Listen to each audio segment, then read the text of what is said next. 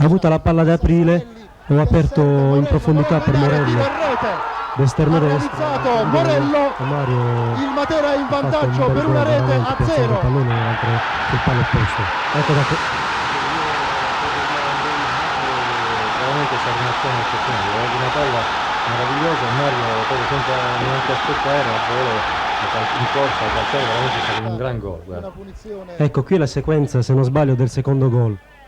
Di solito questi tiri li facciamo calciare tutti da Morello, però questa volta si è smarcato molto bene De Canio sulla sinistra e penso intelligentemente al fatto di usare il pallone, e anche De Canio è stato molto bravo nel mettere la palla sul secondo palo dove è entrato Raffaele e ha fatto gol di testa. La Salernitana stava disponendo la barriera. Tutta la difesa, è stato veramente un gran gol, anche se loro poi hanno chiesto il fuorigioco, ma non visto l'immagine per bene, c'erano un paio di uomini. Sì, in effetti questo fuorigioco non l'ho visto proprio perché la palla è stata messa da De Canio davanti dietro, quindi è arrivato in corsa Raffaele, quindi non poteva essere nessun fuorigioco.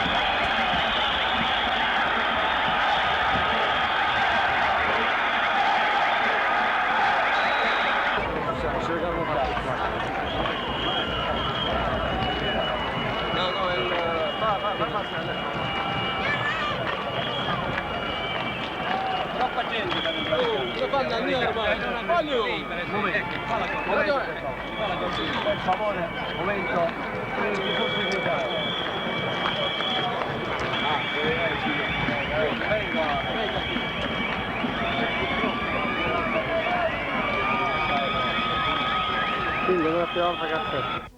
Vediamo ora il gol di PK3 su un bellissimo passaggio di Bitetto. Sono sceso come tante altre volte in avanti, i miei amici mi hanno fatto l'arco, è venuto incontro PK3, ho scambiato la palla con lui e dopo li ho fatta trovare in avanti. Un altro bel gol, possiamo dire veramente che sono stati 3 gol eccezionali, ecco, a rivederlo adesso, gli hai messo una palla in corridoio molto bella.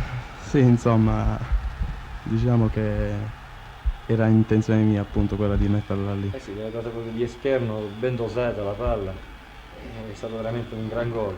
Adesso dovrebbero venire l'immagine della tua traversa, si vede nettamente che il portiere l'ha sfiorata appena, ecco intanto Carellini.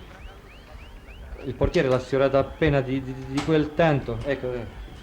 Sì, e questo è un'altra volta che sono venuto avanti, i miei amici mi hanno fatto sempre largo, ho trovato un po' di spazio appunto, mi sono allungato la palla e di sinistra ho tirato sta botta che... L'ha toccata appena, guarda, per metterla proprio sotto la traversa. Sì, no, appunto, sarebbe stato un gol. Sì, penso che sarebbe andato dentro sicuramente.